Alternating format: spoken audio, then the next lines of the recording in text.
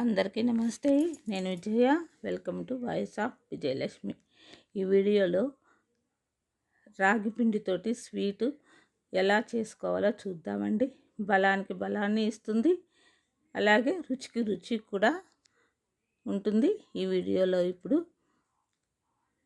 ఎలా చేశానో చూపిస్తాను. మరి ముందుగా బాదం పప్పును వేడి నీళ్ళలో నానబెట్టుకున్నాను అండి. ఒక 20 బాదం పప్పులు తీసుకున్నాను.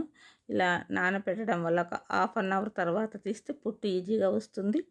అలాగే ఒక 20 జీడిపప్పు ముక్కలు తీసుకున్నాను. అవి కూడా కడిగి తీసుకున్నాను. ఒక పచ్చి కొబ్బరి చిప్ప, పచ్చి టెంకాయ అనమాట. ఇవి పొట్టు తీసేసిన తర్వాత ఈ జీడిపప్పు బాదం పప్పు కలిపి పాలల్లో నానబెడతాను. ఒక గంట తర్వాత మనం ప్రాసెస్ స్టార్ట్ చేసుకుంటే సరిపోతుంది.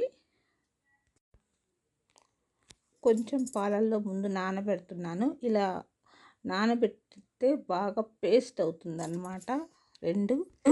వీటిని మెత్తగా రుబ్బుకోవాలి. ఈ గ్లాస్ తోటి ఒక గ్లాసు రాగిపిండి తీసుకుంటున్నాను. ముందుగా కొద్దిగా నెయ్యి వేసుకొని జీడిపప్పు ద్రాక్ష వేయించుకున్నాను. స్వీట్కి వేయించుకుంటాం కదా, అలా అదే నెయ్యిలో ఒక చిన్న గ్లాసు అంటే 125 గ్రామ్స్ అలా ఉంటుంది. నెయ్యిలో బాగా వేయించుకున్నాను అనమాట. పచ్చివాసన పోయేటట్టుగా సిమ్లో పెట్టుకొని. అది వేగింది.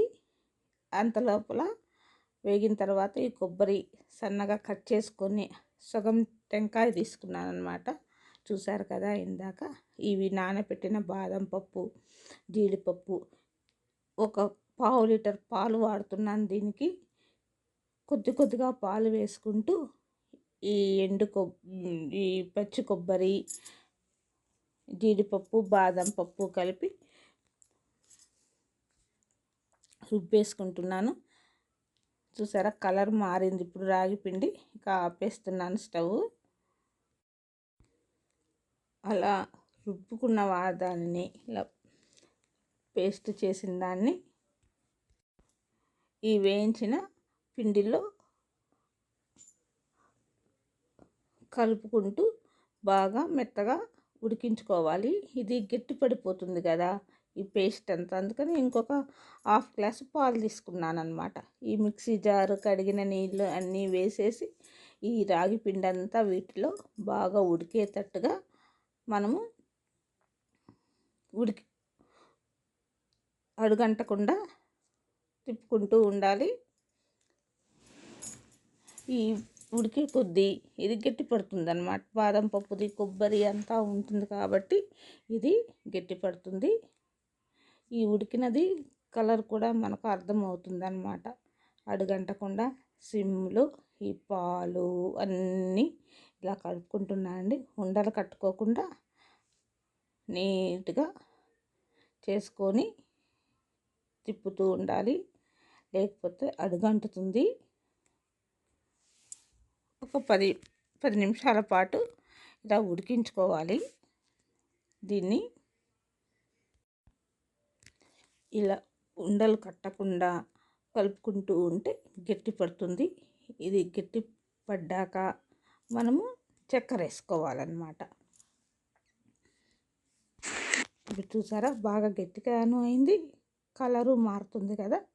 ఇప్పుడు కనుక చక్కెర వేసుకున్నామంటే కరుగుతుంది. ఈ ఒక గ్లాసు రాగి పిండికి 2 గ్లాసులు చక్కెర పడుతుంది. నేనైతే 1.35 వేసాను, కొంచెం తగ్గించాను అన్నమాట షుగరు. ఇప్పుడు హాఫ్ వేసాను కదా, మరి ఇంకో పావు గ్లాస్ వేసాను అనమాట. సరిపోతే మొత్తం 1.35 గ్లాస్ వేసాను. బాగా స్వీట్ తినే వాళ్ళైతే 2 గ్లాసులు చక్కెర వేసుకున్నారంటే చాలా పర్ఫెక్ట్గా సరిపోతుంది. ఇప్పుడు దీన్ని కలుపుకుంటూ చక్కెర కరిగిన తర్వాత మనము నెయ్యి వేసుకుంటూ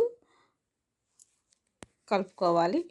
ఫ్లేవర్ కోసము 2 యాలక్కాయలు, ఒక్క పించు ఉప్పు వేసాను. స్వీట్లో కొంచెం ఉప్పు వేస్తే టేస్ట్ బాగుంటుంది. అలాగే స్వీట్ కూడా వెగటు లేకుండా ఉంటుంది.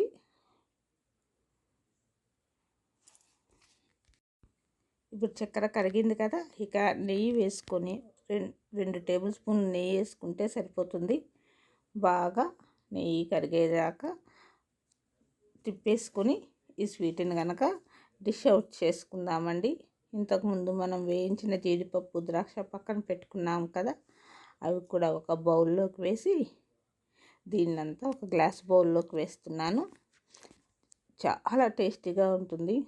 2 టేబుల్ స్పూన్లు తిన్నాము అంటే ఒక గంట పాటు ఇక మనకు ఆకలి కూడా వేయదు. అన్నీ దీంట్లో శక్తినిచ్చేయే ఉన్నాయి. బాగా మనకి కొబ్బరి మంచిదే, అలాగే రాగి పిండి, నెయ్యి, బాదం పప్పు, జీడిపప్పు, అంతే కదా. చక్కగా పిల్లలకు కూడా చేసి పెట్టవచ్చు. బర్త్డేస్కి కానీ మన ఇంట్లో పండగలకు కానీ ఇలా చేసుకున్నాము అంటే బయట కేకులు కొనవలసిన అవసరమే ఉండదు. మీరు కూడా ట్రై చేయండి. ట్రై చేసి మీకు ఎలా వచ్చిందో నాకు కామెంట్ చేయండి.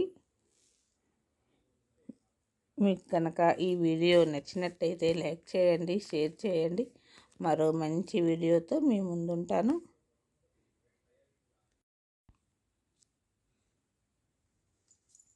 Thank you for watching. Bye bye.